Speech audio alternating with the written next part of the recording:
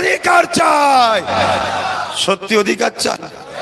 তাহলে 5 টাকার ডিম ভাতে লাইন দেবেন না তো? ভোটের দিনে কেউ 500 টাকা দিলে টাকা নিয়ে লোভে পড়ে ভোট দেবেন না তো? টাকা পয়সা ডিম যা দেবে নিয়ে নেন, কেন? কোনো সব আপনারই, আপনার সম্পদ, কারো সম্পদ নয়। কেউ কেউ বলছে সাইকেল দিয়েছে, ইন্দিরাবাসনের ঘর দিয়েছে, এই সিঁড়ি ওই সিঁড়ি, হ্যান সিঁড়ি ত্যান সিঁড়ি। আরে সিঁড়ি দিয়ে বাংলাটাকেই করে দিচ্ছে বিচ্ছিরি। কথা বুঝছেন না? অতএব আমি জানতে চাইছি ভাইরে, আর কার বাপের টাকা থেকে কে দিয়েছে ভাই? হ্যাঁ, যা করে বলছি যেন কেউ কারো বাপের টাকা দিয়েছে। আরে আমাদেরই ট্যাক্সের পয়সা, আমার দেশের সম্পদ, আমাদেরকে দিয়েছে, কোনো অসুবিধে নেই। তুমি দিয়ার থেকে বেশি ক্ষতি করেছো। তুমি আমাদের ভাইচারাকে নষ্ট করেছো, তুমি আমাদের হিন্দু মুসলমানের ভ্রাতৃত্ব নষ্ট করেছো, তুমি আমাদের মধ্যে বিভাজন তৈরি করে দিয়েছো। আজকে খুব ঠান্ডা মাথায় বুঝে নিন, যদি কেউ শিক্ষা দেয় জানবেন আপনাকে সে কিছু দিয়েছে। কেউ যদি আপনাকে কর্মসংস্থান দেয় যে আপনাকে কিছু দিয়েছে। ধরুন আমার বাড়ি কেউ একজন গেল, দাদা আমাকে 100 টাকা দিন।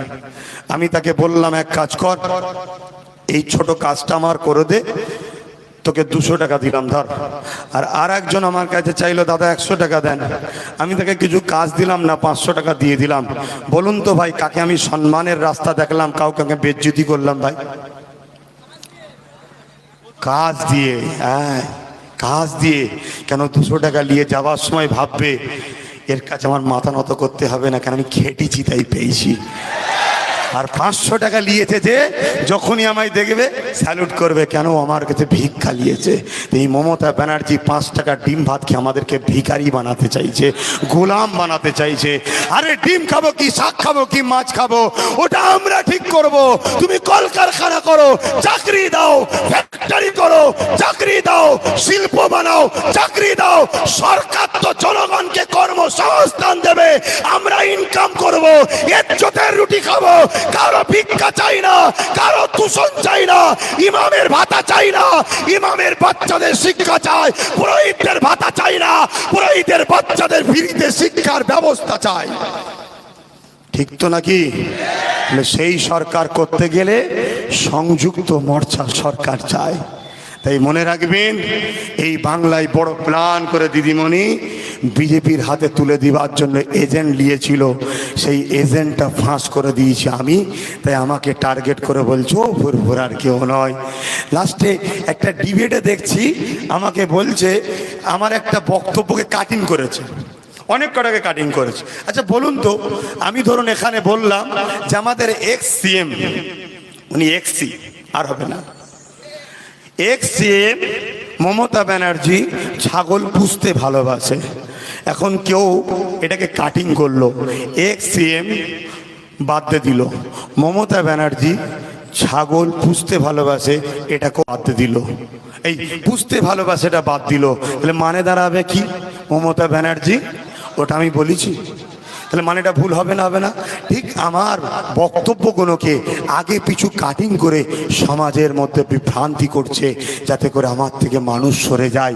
আমি যে সংযুক্ত মোর্চা, যেখানে বাম আছে, কংগ্রেস আছে, আইএসএফ আছে, যেখানে গরিবরা আছে, আদিবাসী আছে, দলিত আছে, হিন্দু আছে, সাঁওতাল আছে, বাগদি আছে, খ্রিস্টান আছে, মুসলমান আছে, সর্বধর্মের মানুষ আছে, যে সংযুক্ত মোর্চাতে, সেই সংযুক্ত মোর্চা সরকারের হয়ে যে লড়ছি, সেটা থেকে যাতে মানুষ আমার থেকে মুখ ফিরিয়ে নেয়, এটা একটা ষড়যন্ত্র করতে লেগেছে। তাই একটা জায়গায় দেখছিলাম একজন টিএমসির লোক বলছে আব্বাস সিদ্দিকী তো নারীদের ঘরে অপমান করে। কিন্তু আমি জানতে চাইছি, এই বাংলায় যদি কোনো মায়ের সন্তান গলাকে ফাটিয়ে চিৎকার করে বলে থাকে যে নারীদেরকে যারা রেপ করবে একটাই শাস্তি হওয়া দরকার, প্রকাশ্য তাদেরকে ফাঁসি দিতে হবে, সেটা অন্য কেউ নয়, আব্বাস সিদ্দিকী চিল্লেছে, আব্বাস সিদ্দিকী আওয়াজ তুলেছে, নারীদের উপরে যারা জুলুম করে রেপ করবে তাদেরকে ফাঁসি চায়। এই আওয়াজটা আব্বাস সিদ্দিকী দিয়েছে। আজকে যারা মমতার ব্যানার্জির দলের লোক বলছে নারীদের অপমান করেছে, আমি জিজ্ঞাসা করছি, তোমার মমতা তো যাই মেয়ে রেপ হবে তাকে 2 লাখ টাকা ইজ্জতের দাম ফিক্সড করে দিয়েছে, করেছে না করেনি? মমতা ব্যানার্জি তো বলেছিল যে 2 লাখ টাকা রেপ হয়ে গেলে মেয়েরা, কিন্তু আমি বলেছিলাম না, কোনো বেটি রেপ হয়ে গেলে 2 লাখ টাকা তার ইজ্জত কে হয় না, তার ফাঁসি চাই। 2-10টাকে ফাঁসি দিলে আর কেউ করবে ভাই? এই 2-10টাকে ঝুলিয়ে দিলে আর কেউ থাকবে? তাহলে আমার মা বেটিরা সুরক্ষিত হবে না হবে না? সেটা আমি চিৎকার দিয়েছি, আমি চিল্লেছি, আমি লড়াই করেছি, আজও করছি। আমি চেয়েছি কি, যারা পেটের জ্বালায় শরীর বিক্রি করে দিচ্ছে, যারা পেটের জ্বালায় খারাপ জায়গায় নেমে যাচ্ছে, আমি চিৎকার দিয়েছি ওয়াকফ সম্পত্তি থেকে মুসলিম মেয়ে হলে ওই খারাপ জায়গা থেকে তুলে নিয়েছে ওকে কর্মসংস্থান করে দাও, যাতে পাপ রাস্তায় না নামে, খারাপ রাস্তায় যেন না নামে। হিন্দু ঘরের যদি হয় দেবত্ব সম্পত্তি থেকে ওই বোনটাকে তুলে নিয়ে আসো, ইজ্জতের মর্যাদা দাও। যদি আদিবাসী হয় বন দপ্তরের টাকা থেকে তাকে দিয়ে ইজ্জতের সিংহাসনে বসাও। অর্থাৎ নারীদের ঘরে খারাপ জায়গা থেকে তুলে আনার জন্য আইএসএফ দল আমি তৈরি করেছি, মমতা ব্যানার্জি করেনি। আমি দল তৈরি করেছি। আমি যদি ক্ষমতায় আসতে পারি, আইএসএফ যদি আসতে পারে, কি বলে সংযুক্ত মোর্চা যদি সরকার হয়, আমি বলেছি প্রত্যেকটা গরিব মেয়েকে কর্মসংস্থান করে দাও, প্রত্যেকটা যুবক ছেলেকে কর্মসংস্থান করে দাও। কেন পেটের জন্য তাকে খারাপ জায়গায় যেতে হবে? কেন পেটের জন্য তাকে অন্য জায়গায় নাচতে যে ইনকাম করতে হবে? এটা বন্ধ করো। কেন তারা আমাদের মা হয়, তারা আমাদের বেটি হয়। যারা মা বেটিদের করে নিজেদের জেসেম ভিসার জন্য লাইসেন্স দেয়, ওই সরকারের মাথায় জুতো মারা দরকার। এটা আমি বলেছি, এটা আমি বলেছি। মা মা হয়, হিন্দুর মাও মা হয়, হিন্দুর বোনও বোন হয়, হিন্দুর মেয়েও মেয়ে হয়। নারী জাতের মর্যাদা আছে, কিন্তু আমার আজকে কাটিং করে সমাজকে পচাতে চাইছে। কিন্তু আমার শেষ কথা, আপনারা ফুলে ভোট দেবেন। আপনাদের স্বাধীনতা আছে ভাই, আমি কিছু বলবো না, কিন্তু আমার ভালোবাসার মানুষগুলোকে বলবো, জাতি ধর্ম বর্ণ নির্বিশেষে সংযুক্ত মোর্চা সরকার তৈরি করুন। জাঙ্গিপাড়া হলো আমার বিধানসভা, এই বিধানসভাকে মডেল বানাবো। প্রত্যেকটা বেকার যুবকের কর্মসংস্থান হবে, প্রত্যেকটা মা বেটিরা সুরক্ষিত থাকবে, প্রত্যেকে মা বেটিদেরও হাতে কর্মসংস্থান দেবো। আমি মমতার বলবো না যে 1000 করে হাত খরচ দেবো, উনি যেন ঘরের টাকা দেবে। কথা বুঝছেন না? আবার বলছে 10 লাখ করে ক্রেডিট কার্ড দেবো। ক্রেডিট কার্ড 45 দিন পরে টাকাটা না শুধলে ফাইন হয়, জানেন? হ্যাঁ, ক্রেডিট কার্ড বোঝেন না? ওটা বলেনি, কিভাবে ফাঁসাচ্ছে। আগে যে অদাগুনো করেছে, যে পূরণ করেনি, তার উপরে কি ভরসা করবেন? সবচেয়ে বড় কথা হচ্ছে, আপনি ভোট দেবেন কাকে? জুরাফুলকে? হ্যাঁ, মমতা ব্যানার্জি খোদ নিজে বলছে, আমি নয়। কি আমাকে 200-র উপরে সিট দিন, নাই আমার দলে এখনো কিছু গদ্দার আছে যারা জিতার পরে বিজেপির কাছে অনেক টাকায় বিক্রি হয়ে যাবে। তো মমতা ব্যানার্জি তিনি তিনার দলের নেতাদের ঘরে গদ্দার বলছে, তা যারা গদ্দার তাদেরকে আমরা ভোট দেবো কি করে? এ কথা বুঝছেন না? বোঝেন না? আমি তো বলিনি।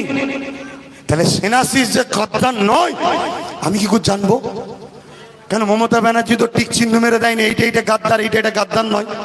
উনি বলেছে আমার দলে আছে। আমার আশঙ্কা হচ্ছে জিতার পরে বেশি টাকাতে বিজেপি তাকে কিনে নেবে। তাহলে আপনি বিজেপিকে রুকার জন্য টিএমসি কে ভোট দেবেন, আর জিতার পরে সে বেশি টাকায় বিজেপি হয়ে যাবে। তাহলে আপনার ভোটটা দিয়ে লাভ কি হলো? অতএব এমন জনকে দিন যে বিক্রি হবে না। তাই আমি কথা দিচ্ছি, জাঙ্গিপাড়া বিধানসভা আমার বিধানসভা। আমার হিন্দু মা, হিন্দু বাবা, দলিত মা, আদিবাসী মা, সাঁওতাল মা, হিন্দু মা, সবাই বাপ ভাই মুসলিম সবাইকে বলে যায়, যদি আমার মুখের দিকে চেয়ে এই মঈনুদ্দিনকে যদি জিতাতে পারেন, আমি দায়িত্ব নিচ্ছি এই জাঙ্গিপাড়ায় জাতি ধর্ম বর্ণ নির্বিশেষে সবার সমস্যার সমাধানের জন্য আমি তাদের পাশে থাকবো, কথা দিলাম। আর মনে রাখবেন, আমার বাড়ি বেশি দূর নয়, স্বাধীনতা সংগ্রামী ঘরের ছেলে আমরা। এই জাঙ্গিপাড়ার প্রত্যেকটা ধর্মের মানুষ জানে ফুরফুরার আবু বকরের ঘরের ছেলে আমি। মমতা ব্যানার্জি না জানে, না জানুক কি যাক। কথা বোঝা যাচ্ছে না?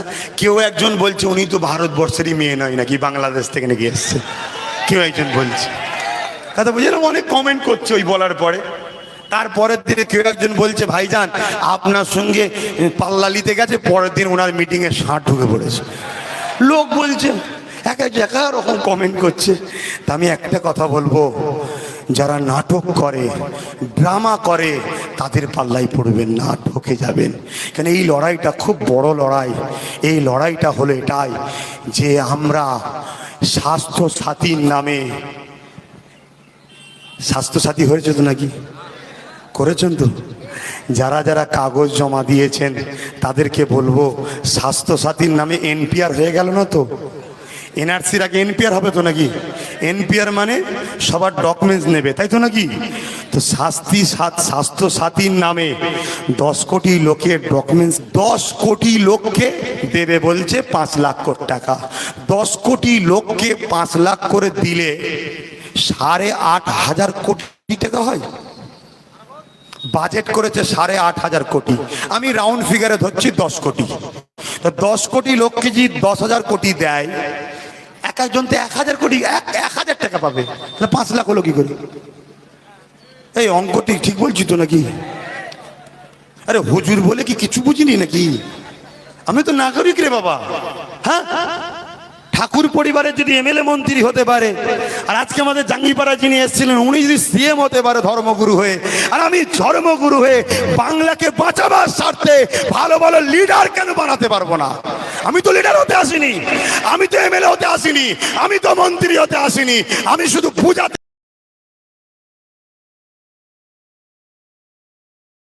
30 বছরে অনেক আরামে ছিলাম, কমসে কম এই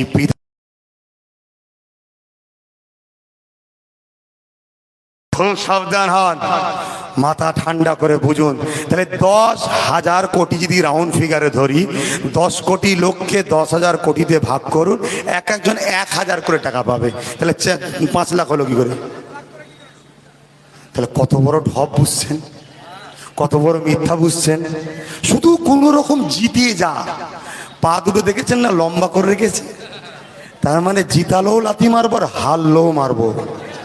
কেন আমরা তো মিলেমিশেই আছি দিদিমুদি। অতএব আমি অনুরোধ করে গেলাম, আপনারা যদি একটাবার এই বাচ্চাটাকে সন্তান মনে করে, দেশবাসী মনে করে, জাতি ধর্ম বর্ণ নির্বিশেষে মঈনুদ্দিন সাহেবকে খাম চিহ্নে যদি ভোট দিয়ে জয়যুক্ত করতে পারেন, আমি দায়িত্ব নিচ্ছি আপনাদের জাঙ্গিপাড়াকে একটা মডেল বানাবো, যেখানে কর্মসংস্থানের কোনো অভাব থাকবে না, যেখানে কোনো মানুষ চিকিৎসার অভাবে মারা যাবে এরকম কোনো গরিবী সমস্যা থাকবে না। গরিবদের পাশে দাঁড়াবে, অসহায়দের পাশে দাঁড়াবে, ধর্ম দেখা হবে না। কেন রাজনীতির নেতা যদি ধর্ম দেখে সে পাপী হয়। কেন তোমাকে সবাই ভোট দিয়ে জিতিয়েছে, তুমি সবার প্রজা, এই নেতা, অতএব তোমার প্রজাদের ঘরে তোমাকে ভোট দিতে হবে, এই খেদমত করতে হবে। মুসলিম হিন্দু বিভাজন করাটাই হলো পাপ। কথা বুঝে আসছে? তাই আমি বিদায় নিলাম, এখন আরো বক্তারা আছে বক্তব্য দেবে, আমি দুঃখিত সময় দিতে পারছি না। ভালো থাকবেন, তবে মনে রাখবেন সেনাশিস কিন্তু জিতার অপেক্ষায় আছে, জিতেই বিজেপিতে যাবে, এটা আমি বলে গেলাম।